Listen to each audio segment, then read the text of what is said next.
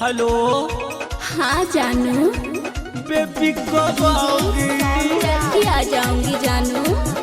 अब मुझे रहा नहीं जा रहा बेबी। थोड़ा इंतजार कर ले सोना। बहुत मजा ले लाया अब ससुरालिया जात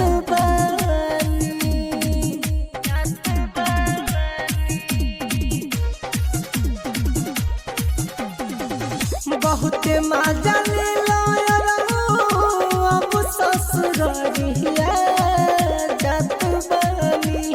हाँ हाँ जात बानी। हमारे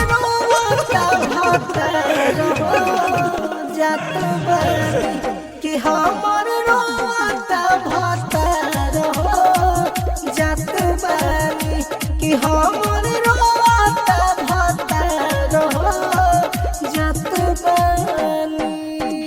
हेलो हेलो। हाँ जानू। जानू सुनो ना, मन नहीं लग रहा।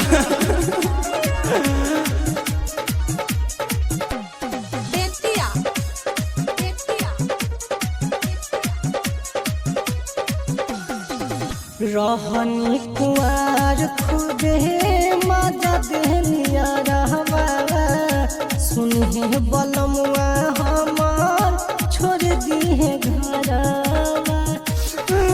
चल जाएंगे।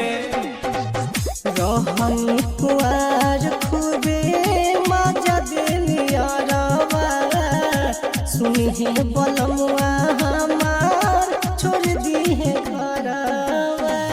अब नाही मजा मिली तुहरा के जरवा हो जात बानी। हाँ हाँ जात बानी। हमर रोता भतर हो जात बानी कि हमर रोता भतर हो जात बानी कि हमर रोता भतर हो जात बानी। सुनो ना, नहीं आएगी।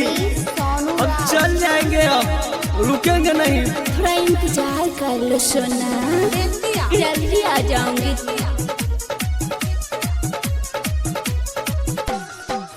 मिस्टर महेश रहो जइब कुआरे करेला बात सुभाष हमसे सारे। मिस्टर महेश रहो जइब कुआरे करेला बात रानी हमसे सारे।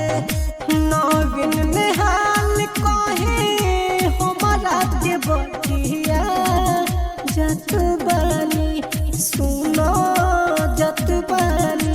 हमर रोता भतर हो जात बानी कि हमर रोता भतर हो जात बानी कि हमर रोता भतर हो जात बानी। बहुत मजा ले लाया अब ससुरालिया जात बानी। हाँ हाँ जात बानी। हमर रोता भतर हो जात बानी कि हमर रोता भतर हो जात बानी कि हमर रोता भतर हो जात बानी। रिकॉर्डिंग बाय संगम वीडियो महुआ।